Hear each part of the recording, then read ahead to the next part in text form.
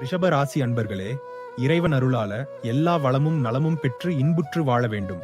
திருக்கணிதப்படி இந்த மாசம் நடக்க இருக்கிற சனிப்பெயர்ச்சி உங்களுக்கு ரொம்ப நல்ல பலனை தரப்போகுது. 11வது வீடு, அதாவது லாபஸ்தானத்துக்கு சனி வரார். வாழ்க்கையில மிகப்பெரிய மாற்றத்தை பார்ப்பீங்க. குடும்ப பிரச்சனை, பணப்பிரச்சனை, உத்தியோக பிரச்சனை, தொழில் பிரச்சனை, ஆரோக்கிய பிரச்சனை, இது எல்லாம் படிபடியா குறைஞ்சிக்கிட்டே வர்றத கண்கூடா பார்க்க போறீங்க. ரொம்ப நாளா திருமண தடையா, சீக்கிரத்துல கல்யாணமும் முடிஞ்சிடும். கடன் தொந்தரவு இருந்துகிட்டே இருக்கு. அப்ப இனி அக்கவுண்ட்ல பணம் இருக்கும். ஆனா அதுக்கான எஃபர்ட்னு நீங்க போடணும். மொத்தம் நல்ல பலன்களாவே சொல்றதுக்கு என்ன காரணம்னா, தொழில் தொடங்கணுமா, வீடு மனை வாங்கணுமா, வேலையை மாத்தணுமா, வேற இடம் குடி போகணுமா, வெளிநாடுகளுக்கு ட்ரை பண்ணணுமா, அத்தனைக்கும் துணிச்சலா போராட வேண்டிய காலம். முயற்சிக்கு தகுந்த பலன் குறைவில்லாம கிடைக்கும்.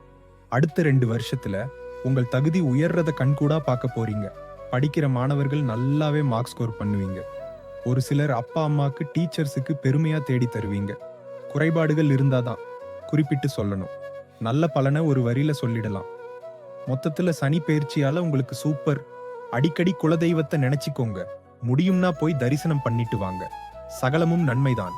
உங்களுக்கு பெருமாள் தாயார் வழிபாடுதான் அமோகமான ஏற்றத்தை தரும். உங்களது குல தெய்வ அருளால் குடும்பம் செழிக்க வேண்டும் என்று நமது ஓம் தமிழ் காலண்டர் நிறுவனம் மனதார வாழ்த்துகிறது. வாழ்க வளமுடன்.